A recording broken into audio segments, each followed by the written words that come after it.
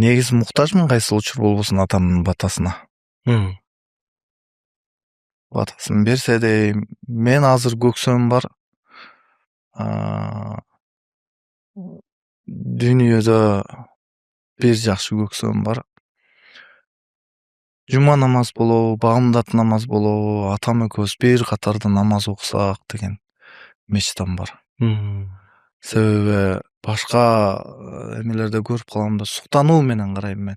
Шилекейим агып, көзүм талып, жүрөгүм ушундай бир кусадар болуп карайм ата баласын намаз окуп аткандарды.